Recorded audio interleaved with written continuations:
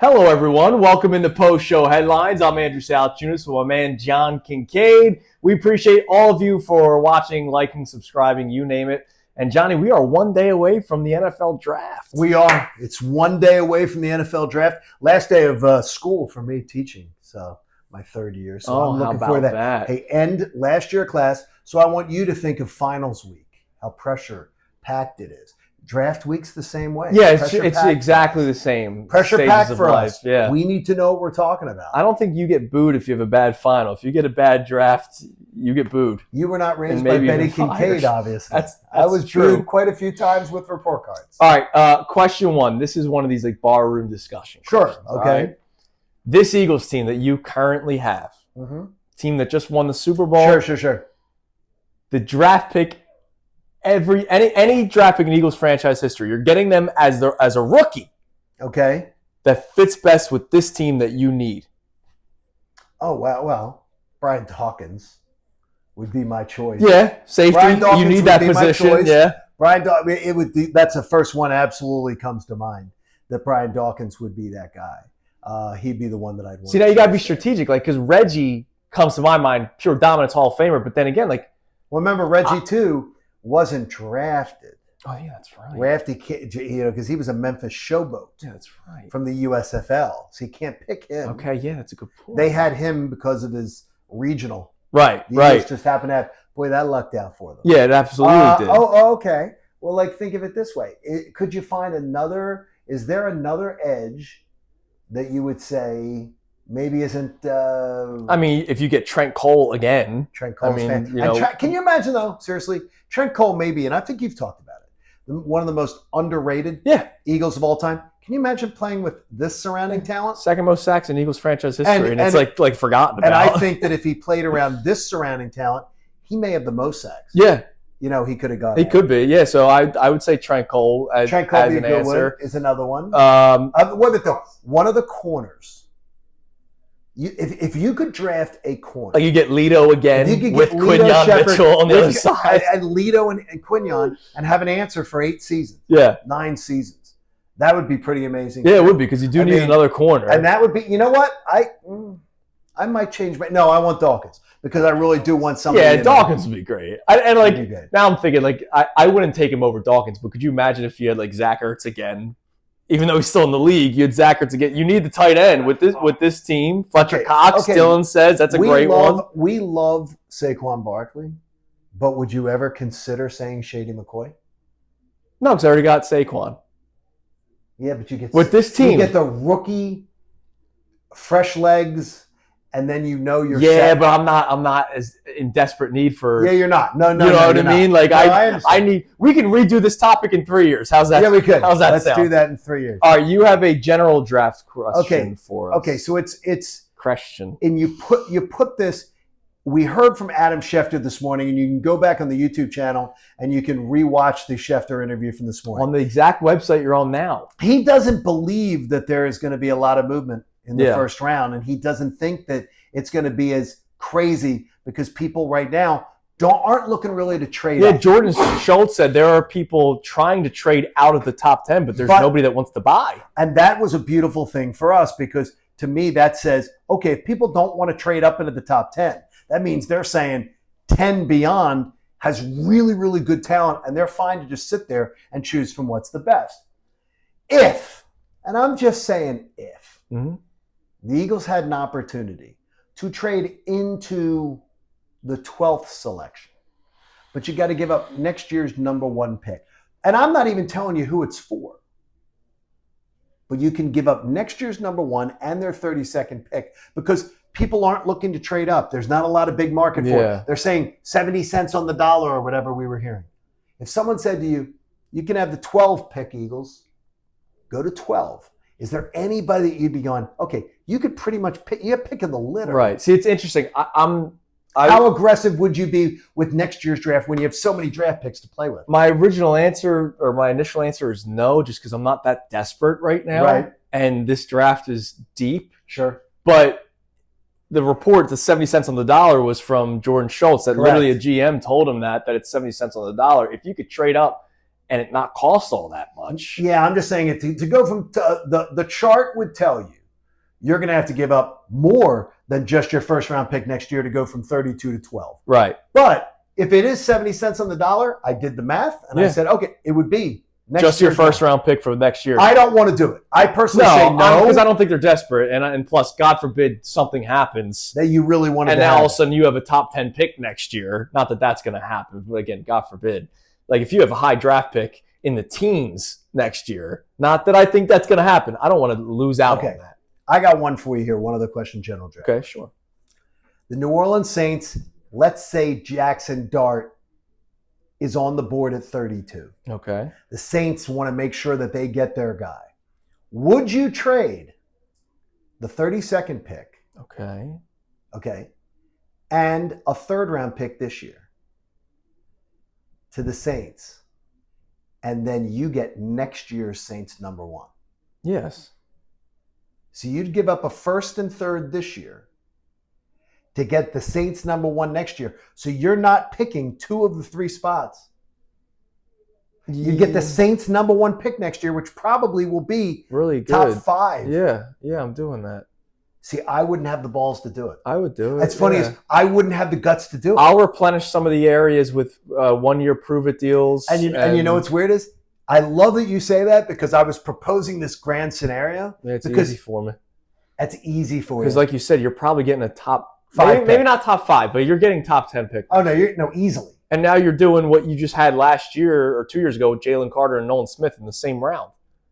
Yeah. That sounds pretty good to do that again. Do that again. Oh, yeah, absolutely. Okay. See, I wouldn't have the guts to do it, but I create this crazy scenario, and then I'm like, no, I'm too scared to do it. Not my partner. I'm all for that. He's all for that. By the way, before we continue, bless you, Dylan. NBA question you have for me. What do you got? Okay. I have no idea where you're going at. Okay, the NBA, it was crazy.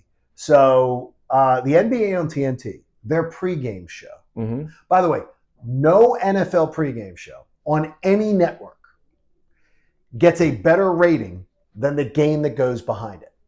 Over 40% of the time this year, the NBA on TNT drew a better rating on their time slot, their show, than the game that they were leading into. Yeah. So people literally tuned in to watch that and then tuned out. Yeah. Okay, NBA's got a little bit of a problem with that. Now, I will say a lot of it is regional. So, like, if you're watching the NBA TNT pregame show, and it's Indiana, and you're a Sixers fan, you then flip to the Sixers. That could be. That could very well be. But that happened. Well, yeah. Exactly. It's still crazy, though. 40% of the time. It's almost half. It is crazy. So what I'm saying to you is this. The NBA is having a problem. Mm-hmm. They're hemorrhaging viewers. They're hemorrhaging attendance. Yeah. They're having. Okay. One change you could make, Adam Silver says, Andrew, one change we could make to the NBA, and if it's reasonable, I'll do it to help me rejuvenate the product. Yeah, it would be a 1A, 1B. Okay. It would be lower the season total amount of games from 82 to like 68, something like that. 68, 72. But then the 1B is you have to play X amount of games. Like you can't, because here's the deal. If you just say, we're now doing 68 games, they'll still load manage. They will. Like players will still load manage. Personally load. So you would have to find some sort of rules and regulations that if you did lower the amount of games, because you would lower the amount of games for that reason. Because how many times have you heard the complaints of, 20 times a year, my star is just sitting. Like not because they're hurt, they're just sitting. If you lowered it to 68, a guy like LeBron, who's 40, right? Sure. So you understand, would still miss like 20 games. Sure. So you would have to come up with some sort of rule to do that. Now, I don't want to see the total amount of games go down, but I love basketball. Right. I'm not asking for the amount of baseball games to go down. I love baseball. But there are people that would definitely be more interested if a baseball season's only 128 games because the regular season will be quicker and mean more. Same with basketball, where the regular season, even though I do believe seeding matters depending on who you are, there are some teams that are like, no, we can coast in as a 6 seed. We'll be fine. Mine would be, and I know many people have discussed it, the NBA season, the playoffs begins in the summer. Okay. So you start the season later. You start the season later, after New Year's probably, and then the NBA playoffs is in the summer. So when All the other sports are done except baseball. Yeah. The NBA owns 9 weeks. It takes 9 weeks to play the NBA playoffs. Those are played in June, July, August. Yeah. Half of June, July, August. And then your regular season is a little bit more interesting because it's now not Correct. with football. And you don't have to compete with football. Yeah. When you don't compete with the NFL at all, I think it would help their ratings go through the roof. All right. I have 2 out of the box questions that have nothing to do with sports. Okay. Which box? So I didn't see anything. Yesterday, yes. I told you I made a cocktail. I just perused the liquor cabinet. I said, what can I do here? Okay. So I had a tequila. Okay. I had a bottle of limoncello. Mm-hmm. Chilled? No, but don't worry. I made sure there was shaved ice. Okay. And I was like, all right, what can I make with these things? So I looked it up. An Italian margarita. I think they're called Bessos. Maybe. I think I've had one. Never heard of it. I made my Italian maybe off. I think that is called a Besso. So, or maybe a restaurant that I go to calls it a Besso in the little lime juice, little lemon juice added. It was delightful. I drank lime juice, lemon juice, and then the limoncello and the tequila. Interesting. And it was delicious. And I now want to make it again today. Okay. Is there anything that you remember or currently are like obsessing over where you made it one time? Christy's like that with food. If I make a dinner that she really likes it, we'll eat it again like 2 or 3 times within the next 2 weeks. Well, we do not do it within this station, but my old radio station, every Memorial Day weekend, they put out the Kincade recipe. Oh, there you go. Yeah. Where you just get the grenade of lime juice. Yep. So go get one of those frozen grenades of lime. An empty pitcher. Frozen grenade of lime juice, pop it in. Okay. Get a 7-Up. Yes. 12-ounce can of 7-Up. Pour it in. 12-ounce Corona or Corona Light. I don't think it really matters when you're talking about this. Yeah. Take it, pop it, pour it in. Okay. Then you're going to add tequila to your mix. I say 8 ounces. You may say 12. Maybe. Whatever. So whatever your preference is, but 8 to 12, put it in there, pour it in. Do not add ice at all to that mixture. Do not add ice at all. Just stir it all up. Stir it up immediately when you're ready to serve it. Serve it over crushed ice. It is the Kincade, and it is awesome. And is it once you have one, you'll want it for like the rest of the week? I will tell you that at the pool, I know more people that have said they got loaded on the Kincade because it's lighter than a margarita. Yeah. Goes down really smooth. I think the 7-Up makes it just more like and in the heat, watch yourself. Oh, I'm sure it's Have fantastic. a designated driver. All right, last thing. Yes. Something that you believe people waste money on. And the reason why I asked this question, I was going for my run yesterday, and yesterday was trash day in the neighborhood. Okay. Right? If you own one of these businesses, I hope you make millions. Waste money on, okay. Garbage trash can cleaning service. We do it twice a year. Why? It's $58. Okay. We pay $58. But why? Because they come and they literally take your garbage cans, you put them in your driveway, they come, they have the one machine that literally suds it up. Yeah, I know. Like $1 million. Is it a pink truck? Because ours, the one that goes around my neighborhood is like pink and blue. Yeah. And it is $29 every 6 months. Okay. And they come and they take the recycle bin and they take that bin. They scrub, the thing scrubs them. It rubs them. They squeegee it down. They're dry. $29 a year. Oh, just $29. No, twice. Then you're going to continue to throw trash back into it. You're going to make it dirty again. No, but it smells. It takes any kind of smell that you might have, any kind of grunge that gets in it. Trash cans are supposed to be grungy and smelly. Do you smelly. think that's a waste of money? Yes. Okay. A waste of money. Yes. People waste money on buying 50 pairs of sneakers. Sneakers.